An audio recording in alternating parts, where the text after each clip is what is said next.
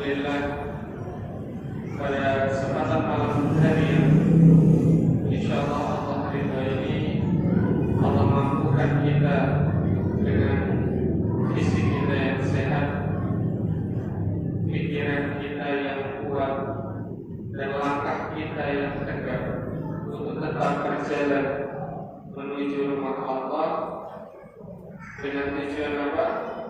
Talabul ilmi. Talabul ilmi sangat penting bagi kita karena tanda berkembang dan tumbuhnya seorang hamba adalah terus belajar, terus mengikuti majelis ilmu, sehingga tingkat keimanan dan keislaman kita terus berkembang. Pada kesempatan pada malam hari yang insyaallah barakah ini, kita akan mengkaji berkaitan tentang keseharian kita, sikap kita yang dipengaruhi oleh jiwa kita. Ketika kita menjadi seorang hamba, kita tidak terlepas dari roh kita, dari jiwa kita, tidak hanya fisik. Mungkin kita melakukan aktivitas dengan keseharian kita, itu tidak selamanya kita dengan kesadaran yang penuh.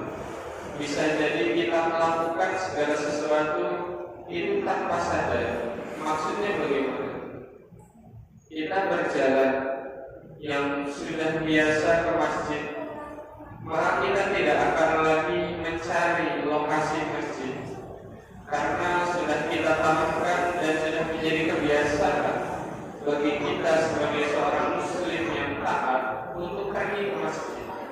Maka otomatis langkah kita tanpa berpikir secara mendalam, kita akan menuju ke masjid. Apa yang menyebabkan seorang hamba mau ke masjid? Apa yang menyebabkan seorang hamba mau beribadah kepada Allah Subhanahu wa Ta'ala? Salah satunya adalah akidah, keyakinan. Kita yakin dengan Al-Quran, kita yakin dengan hadis Nabi Sallallahu Alaihi Wasallam, maka kita berharap kepada Allah akan ampunannya, akan rahmatnya, sehingga setiap apa yang kita pikirkan kita selalu kaitkan kepada Allah. Maka itu adalah akidah yang benar. Sebagaimana konsep rezeki, ketika kita tidak mengkaitkan rezeki itu karena Allah, maka kita tidak akan pernah puas. Kalau kita butuh akan dunia, kalau tidak kita kaitkan kepada Allah, maka kebutuhan kita tidak akan pernah puas. Ketika zaman ini kita melihat bagaimana kita mudah makan, contohnya kita makan ayam. Kalau zaman saya waktu kecil, makan ayam itu makanan yang istimewa. Seminggu sekali belum tentu, 2 minggu sekali alhamdulillah. Apalagi panjenengan yang mungkin lebih tua dari saya, zaman dahulu makan daging itu momen-momen tertentu saja. Makan harian, makanan yang ada. Saat ini makanan kita sehari-hari, pagi, siang, sore, makan ayam, makannya daging. Mudah sekali kita dapat, karena di pinggir jalan banyak yang jual chicken. Artinya ini sebagai sebuah perbandingan, kehidupan kita tidaklah lebih buruk dari zaman dahulu. Mungkin saat ini kita lebih baik, walaupun ukurannya bukan hanya makan. Maka kalau kebutuhan kita ukur dengan orang lain, maka kebutuhan kita tidak akan pernah berhenti. Kemudian kalau dengan mengibaratkan bagaimana kita dulu saat masih kecil makan daging adalah sesuatu yang spesial, sekarang makan ayam itu sudah biasa. Naik levelnya menjadi makan daging sapi atau daging kambing. Tetapi saya perhatikan di warung sate kambing itu ramai. Bahkan ada yang sarapannya sate kambing, makan malamnya gulai, makan siangnya lengkap. Masya Allah.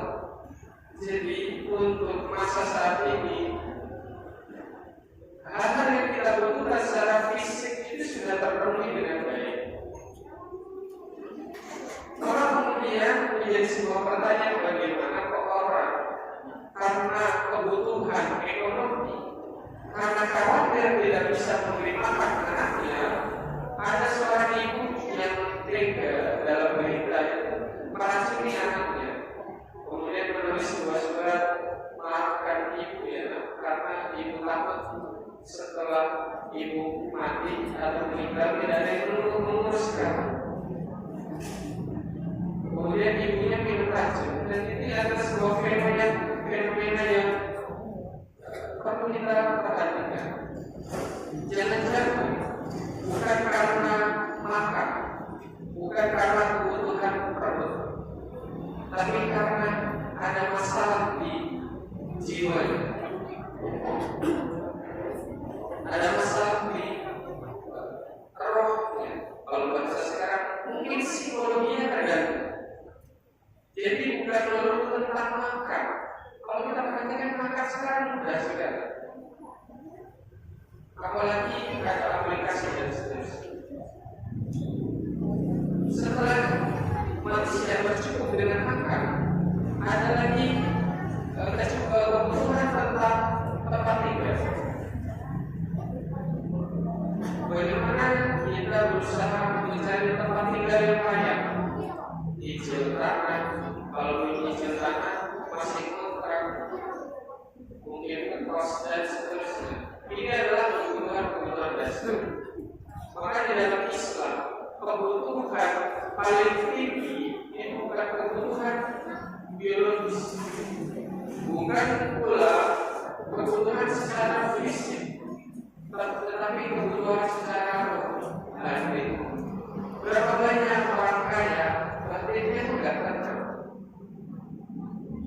Bapaknya adalah seorang manajer atau seorang kepala pemerintahan, istrinya selingkuh karena merasa suaminya tidak memberi kasih sayang.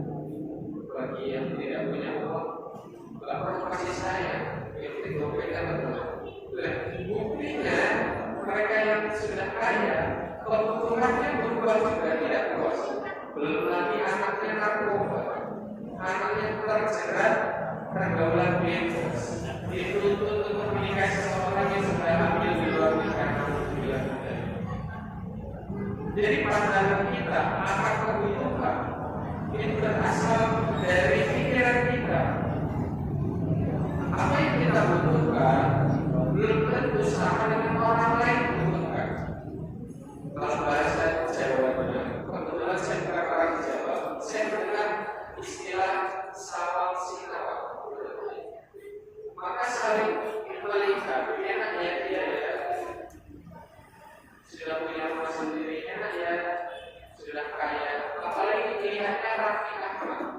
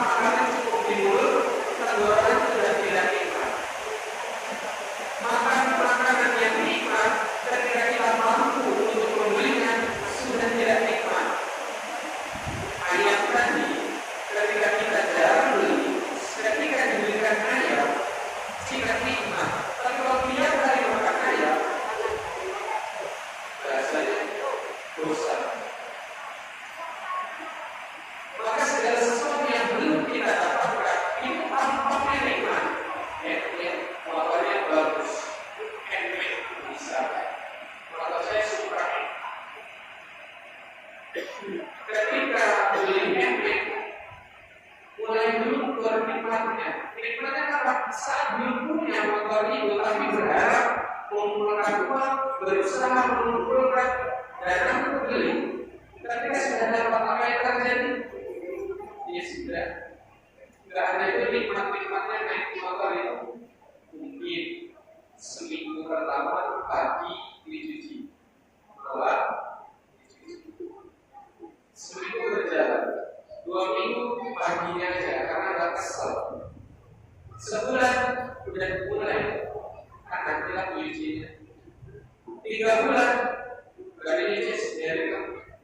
Awalnya lecet sedikit, gak perlu lecet. Lama-lama garet itu sama. Kok pertama kan? Saya punya masalah. Alhamdulillah, saya pernah punya mobil, karena sudah saya jual. Saya pernah punya mobil baru keluar dari beda seminggu. Karena pengalaman saya tadi cuci, malah ya Allah. Setelahnya terus sekali. Kalau saya jalan-jalan, keserempet lecet segini. Di bengkel itu cuma sekitar 4 cm. Tapi dalam saya kesel sekali. Malah saya cuma nyimpan nggak apa-apa, tapi tolong dicek. Setelah ke tempat cek mobil, wah ini ngeceknya 1 panel, walau dari 4 cm harus semua dicek. Biayanya 500.000. Artinya ketika kita masih awal memiliki barang, kita merawat. Perhatikanlah sekarang bagaimana istri kita, bagaimana suami kita. Saat kita belum punya istri dan belum punya suami, apa yang terjadi? Engkau mencinta, Allah permata hati, wanita paling cantik, lelaki paling tampan saat itu. Pada dengan waktu masih gerakan-gerakannya, masih muda-mudanya, gantengnya, menutupi semua kegantengan laki yang lain. Cantiknya mengalahkan kecantikan wanita-wanita yang lain saat belum menikah. Itu dipuja-puja, nulis surat dapat balasan. Ya Allah, yang melihat itu senangnya nggak sampai tulisannya cium-cium nggak sampai. Jangan dulu tulis surat. Melihat dia lewat itu kamu bergetar hati, walaupun kita tidak menyampaikan rasa suka kita, karena bahkan kita belum mendapatkannya. Laki-laki bagian pujangga yang hebat sekali, kritis kata-katanya, ingin mendapatkan budget. Tetapi ketika sudah menikah, seminggu bagaikan ratu, seminggu bagaikan raja, maka raja dan ratu bersama. Seminggu pertama, 2 minggu mulai berjalan, mulai agak kesel dikit. Sebulan 2 bulan mulai terjadi percekcokan. Mulai yang tadinya indah, mulai terlihat baret-baretnya. Yang harusnya masih bisa dilihat permata ini cantik, permata ini indah, mulai tidak tampak indah karena setelah didapatkan bisa dilihat dari dekat. Ternyata ada cacat-cacatnya sedikit, ternyata ada sompelnya, ya, ternyata ada warna yang beda. Ketika sudah jadi suami istri, nggak nahan lagi kalau buang angin. Malah buat bercanda, ya bercanda suami istri. Kalau sudah akrab tidak ada batas lagi. Tapi di awal-awal kita melihat pasangan kita sebagaimana sebuah permata yang indah ketika kita bayangkan yang kita dapatkan. Setelah kita dapatkan, terkadang tersia-sia. Maka prestasi seorang muslim dan muslimat adalah bertahan dalam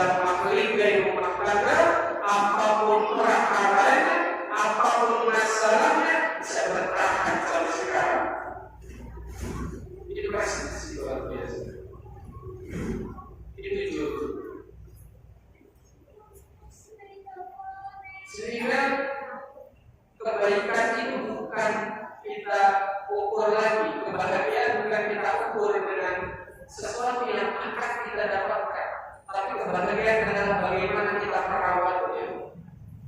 Kebahagiaan itu adalah bagaimana kita bisa mengurus, bagaimana kita melihat anak-anak.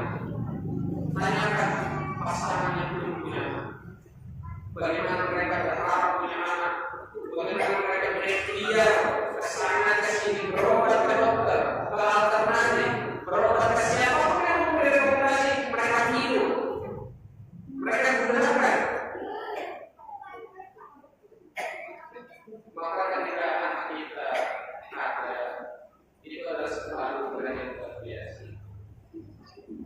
Itu adalah hadiah yang indah.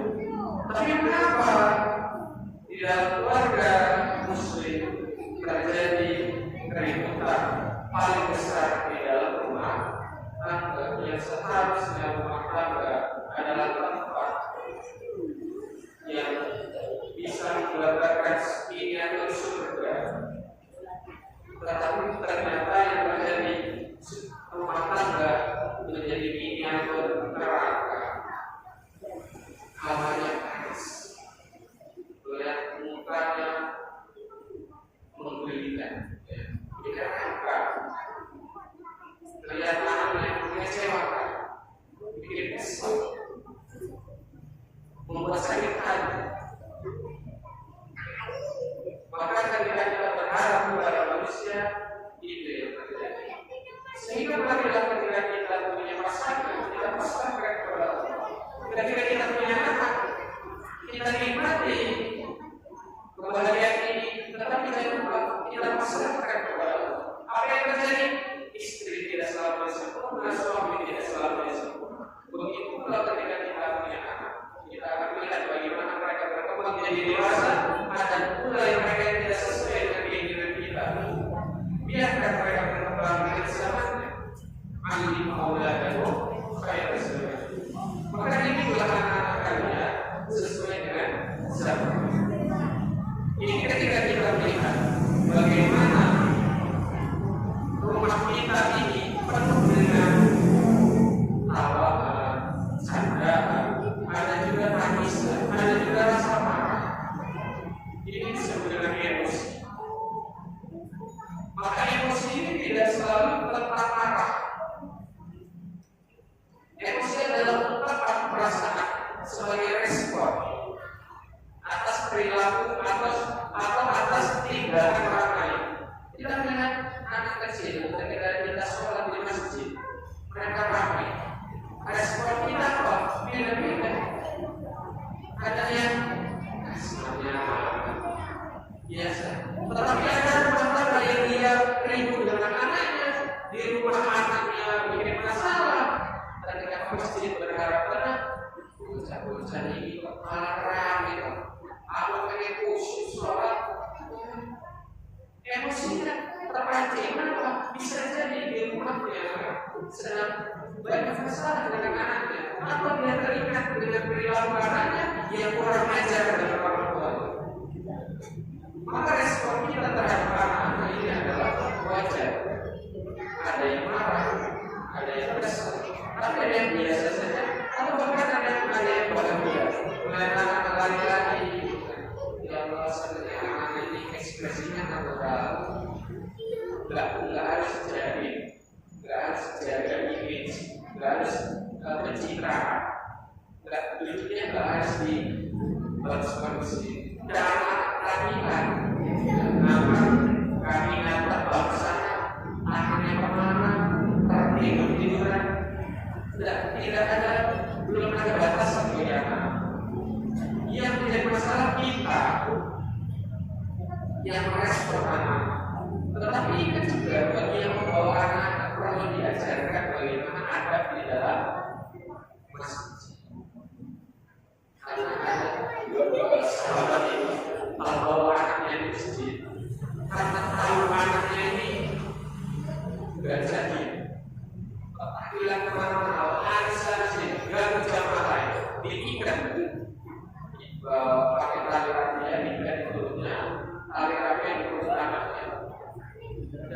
sehari kemana-mana karena sudah perjanjian dengan maka kita tidak selalu melihat dari satu sudut pandang saja, termasuk perilaku agama.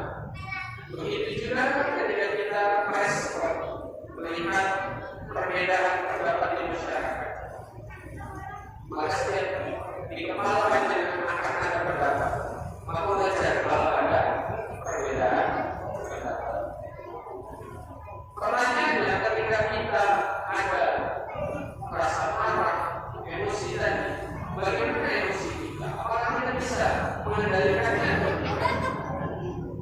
Nah, kemampuan untuk mengendalikan emosi itu ternyata penting sekali.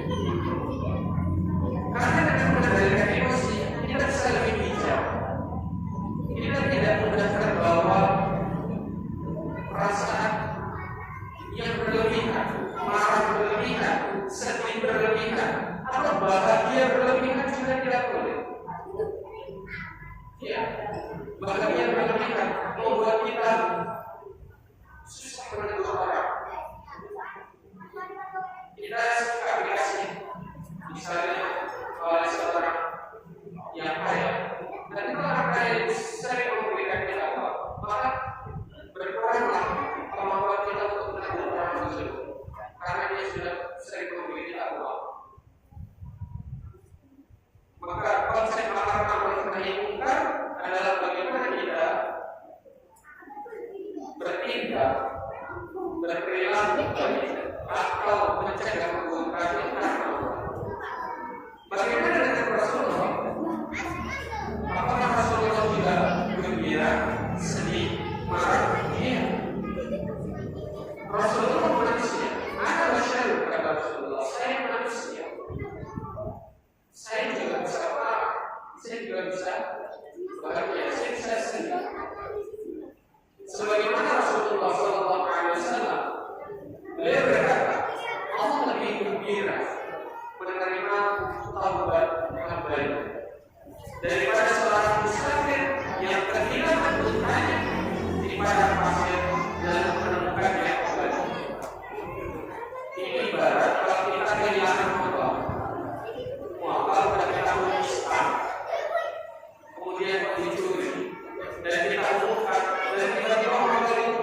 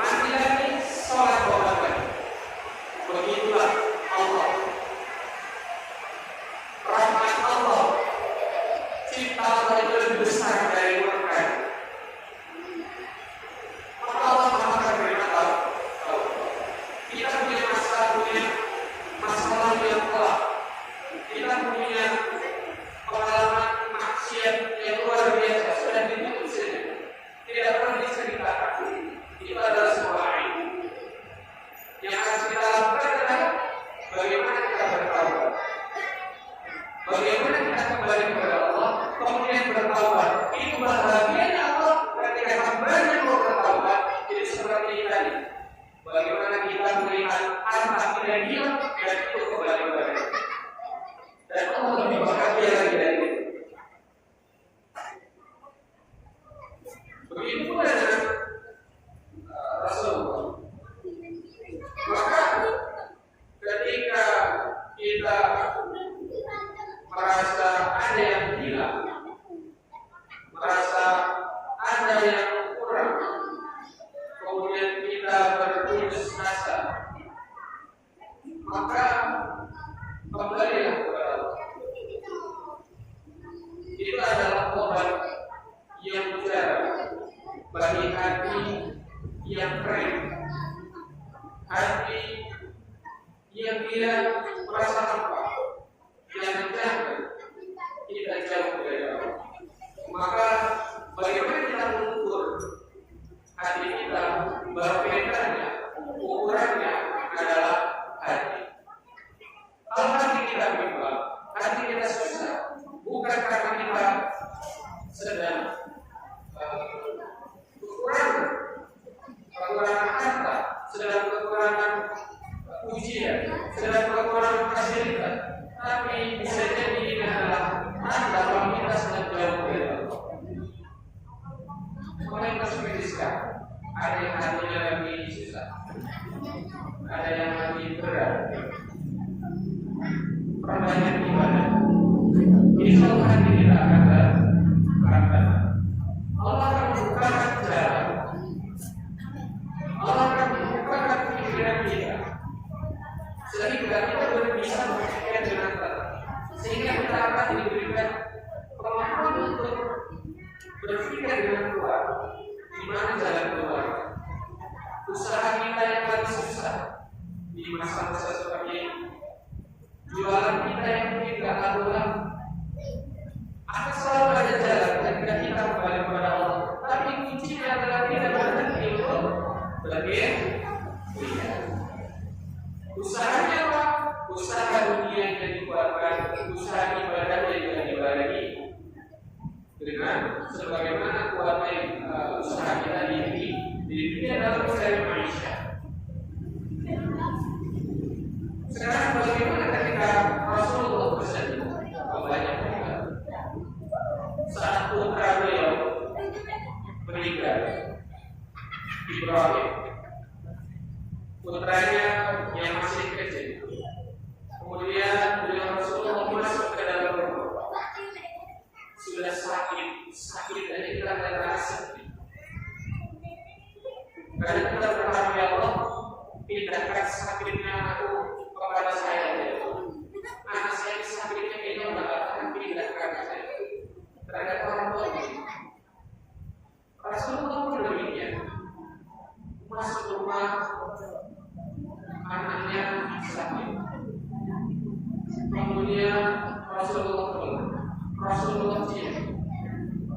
Apa sekelas Rasulullah setelah ini belum dicium anaknya sembuh?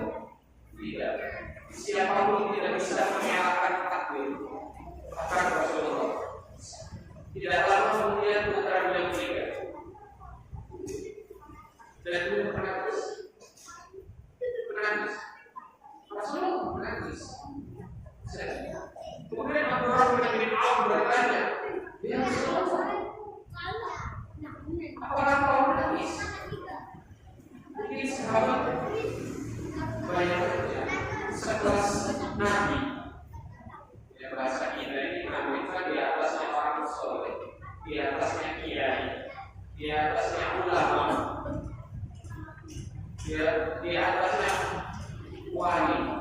Itu Nabi, sekelas Nabi. Ketika sahabat melihat, Rasulullah, kau juga nangis? Iya, saya menangis. Inna Allah, kata Rasulullah, tapi tangisanku ini adalah rahmat. Kemudian Rasulullah mengatakan, Inna aina tadman wal qalba yahzan wa la taqul illa ma yurdi rabbana wa inna bi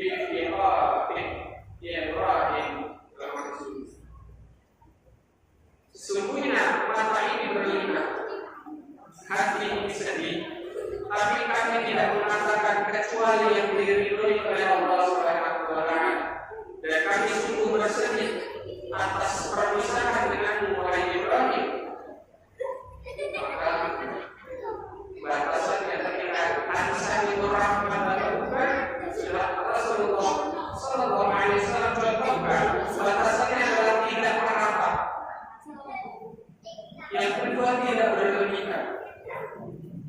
Maka bagi laki-laki disunahkan untuk mengantarkan jenazah sampai ke liang kubur. Tapi tidak menjadi sunnah bagi wanita untuk mengantarkan sampai liang kubur. Kenapa? Karena laki-laki masih bisa menjaga emosi. Wanita diciptakan hatinya itu sangat kuat, tetapi juga sangat terang. Ketika ada putranya atau putrinya meninggal, maka yang merasakan gejolak kesedihan luar biasa adalah para wanita. Dan ini dilakukan pada zaman dahulu. Bagaimana mereka mencari-cari bajunya, menampar-nampar pipinya, memukul-mukul dirinya. Karena apa?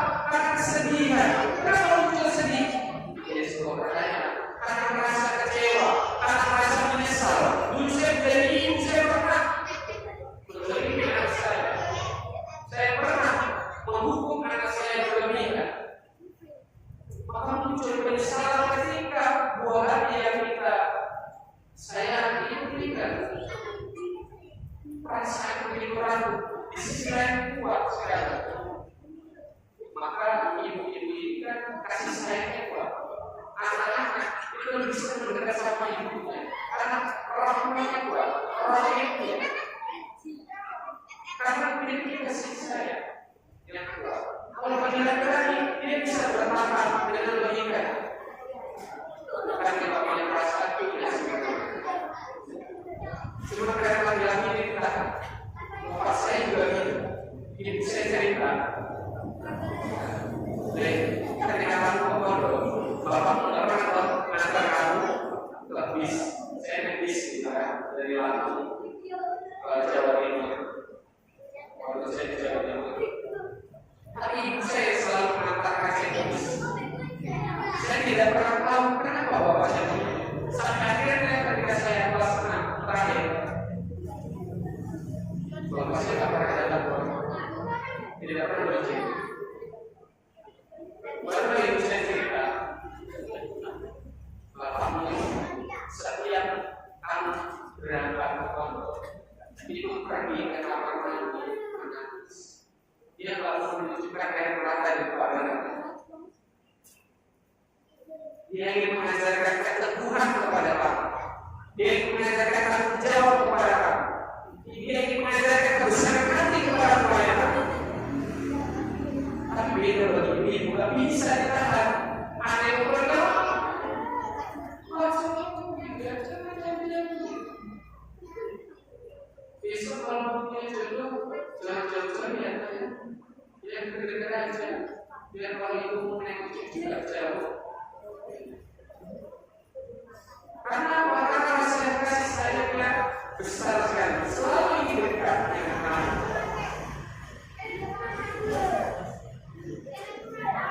Kemudian Nabi juga bisa marah. Karena itu kita nggak boleh marah. Marah itu boleh, marah itu boleh. Karena marah adalah sebuah energi yang besar. Yang tidak boleh adalah melampiaskan marah dengan berlebihan. Kalau kita tidak bisa menahan marah, maka yang terjadi adalah kerusakan. Kalau kita tidak bisa mengontrol marah kita, yang terjadi penyesalan. Sudah ada penyesalan dan kerusakan. Jadi bagaimana kita sebagai laki-laki bisa yang dominan? Kalau ibu marah kan dari mulut. Kalau laki-laki terkadang marah itu pakai fisik. Walaupun tidak begitu semua tidak. Beberapa demikian. Baik ibu, baik bapak, bagi laki-laki atau perempuan, marah yang tidak diperbolehkan adalah golok. Golok itu artinya adalah marah yang dilampiaskan untuk memuaskan nafsu. Tadi sore istri saya cerita ada tabrakan di perempatan di dekat Global di sana. Dua bapak-bapak saling berbagi, saling putih-putih, saling berbagi ya. Kenapa bisa marah? Kenapa mereka melampiaskan marah? Karena ada rahasia ini dia lampiaskan. Kamu yang salah. Kemudian apalagi yang bisa setan?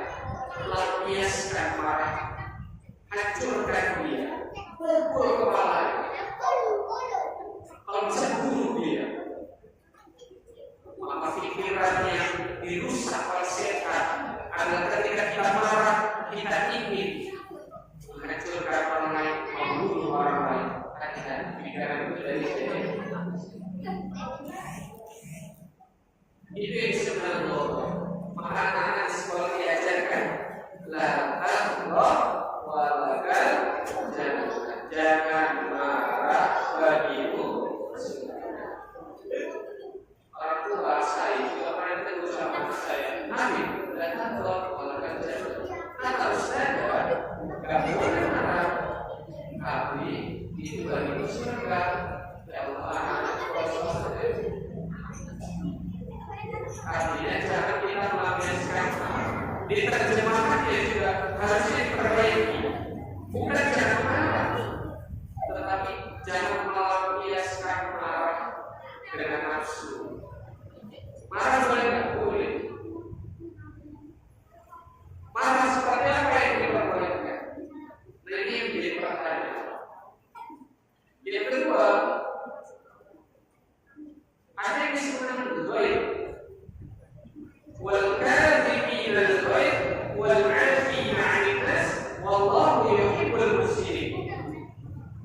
Orang-orang yang menahan marahnya dan memaafkan manusia, wallahu yuhibbul muhsinin. Maka sesungguhnya Allah mencintai orang-orang yang muhsin, orang-orang yang berbuat baik. Kalau tadi Allah melampiaskan, kalau tidak dilampiaskan ditahan. Level pertama yang mungkin terjadi marah dilampiaskan. Yang kedua ada yang tidak dilampiaskan. Saya nggak biasa marah kok orang, tapi saya berbeda dengan saya. Nah itu sebenarnya baik. Marahnya itu ditahan. Marahnya berdiri di dalam badan. Tetapi Rasulullah yang mengatakan warga ini, Allah juga mengatakan warga ini. Rasulullah juga mensyaratkan bagi kalian janganlah membakar amarah di dalam hati. Kalau sudah tidak melampiaskan bagus, marah tidak dilampiaskan hebat, bisa menahan. Artinya ketika kita marah kita tenang dulu. Kalau kita lagi berdiri, maka kita duduk. Kalau duduk kita masih marah. Tidur. Masih nggak bisa ambil air wudhu, masih nggak bisa sekolah, masih nggak bisa kerjaan yang berupa fisik, nyampur, cuci baju, itu langsung bersih. Masak suaminya, ambil aja baju kotor, cuci, suami bisa bersih. Itu baik wajah suaminya gitu.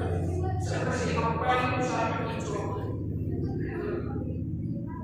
Nah itu kita mengalirkan sehingga marah ini akan mencari jalan untuk mengalir. Tinggal kita yang mengalirkannya positif atau negatif. Maka ketika kita mengalirkan diganti dengan dorong, maka itu menjadi keburukan. Ketika kita menahan dalam hati, kita stop di hati kita pedang dalam hati kita, ini juga keburukan. Kenapa buruk? Karena fisik kita bisa kena, karena marah kita tanamkan di dalam hati, kemudian mendidih hati kita. Sekali, dua kali bisa kita tangkap, tiga kali kita tangkap, 4, 5 kali meledak. Ya, saya sudah tahan, saya sudah marah-marah, aku tidak terlawan. Ya, saya tidak marah. Ini yang sebenarnya al-ghaib. Al-ghaib adalah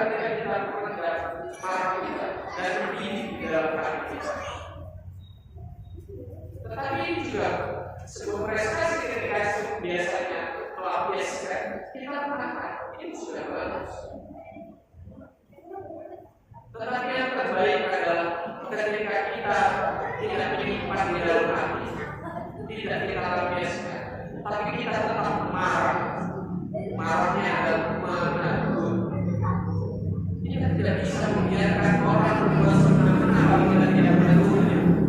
Kita tidak bisa membiarkan suami-suami ini tidak bekerja, berbahan, judi online, alhamdulillah, atau dia selingkuh. Maka perempuan harus marah, harus marah. Bagi laki-laki juga demikian, melihat istrinya kalau marah, masa akan marah? Tunjukkan apakah dia sebagai bentuk cinta. Menegur, artinya menegurnya karena Allah Subhanahu wa Ta'ala. Rasulullah tidak pernah marah ketika disinggung tentang dirinya, tetapi ketika umatnya disinggung, agamanya disinggung, Rasulullah marah. Mau sholat dilempar ke orang, mau sholat diludahi sama yang ini. Berasa kalau saya diludahi, sudah yang berbau, ya kan? Diludahi penghinaan. Rasulullah menjelaskan begini ya. Allah Ar-Rahman marah karena Allah saja. Ketika di level tertinggi, kita berusaha, kita tidak sempurna, kita tidak bisa langsung demikian. Tapi paling tidak, kita berusaha mencontoh bagaimana Rasulullah bersikap marah. Berapa banyak orang harapannya masuk Islam dilempar pakai batu, dilempar pakai tulang karena kulit berdarah, batunya karena mata kakinya berdarah. Nabi kita yang tercinta yang begitu luar biasa dengan sedihnya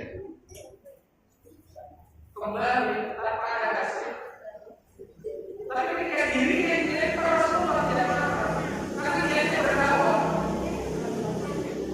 Maka ketika kita berdakwah pun ngajak sholat, orang yang berdakwah jangan marah. Hidayah itu haknya Allah, biarkan ya. Tapi kita yang bertanggung jawab apa yang sudah kamu lakukan ketika kamu melihat kemungkaran, apa yang kamu lakukan ketika banyak tersebar kemaksiatan. Maka yang diminta pertanggungjawaban adalah reaksi kita, respon kita ketika kita melihat keburukan sekitar kita. Maka kita boleh melarang Allah Subhanahu wa Ta'ala. Kita bisa menegur orang, tapi dengan cara yang kita perhatikan apa yang harus kita. Maka Rasulullah SAW bersabda, "Laisa syari'u bis-sur'ah, inna syari'u alladhi yamliku nafsuhu indah." Bukan orang yang kuat, itu adalah orang yang jago gelut, hebat, bertengkar, menang, laku, yang pertandingan MMA. Orang yang kuat adalah orang yang bisa menahan amarah. Maka kalau kita mau melihat, saya membuat dulu, coba ketika dengan tersinggung oleh perkataan istri, tersinggung oleh perkataan suami, tersinggung perkataan tetangga, tersinggung oleh di tempat kerjaan, bisa nggak menahan untuk tidak melampiaskan dengan dulu? Bisa nggak marah itu tidak disimpan di dalam hati sehingga kita mendidih? Bisa nggak kita melakukan ikhlas keadilan bagi itu? Maka ini adalah sebuah titik puncak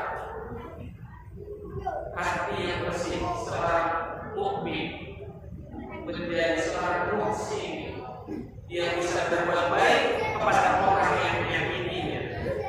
Dia bisa berbuat baik kepada orang yang berzaliminya. Tapi apakah hal seperti itu tidak? Ini adalah level tertinggi, bisa dilakukan alhamdulillah. Tapi paling tidak kita tidak meluapkan marah kita sehingga nanti munculnya nyesel.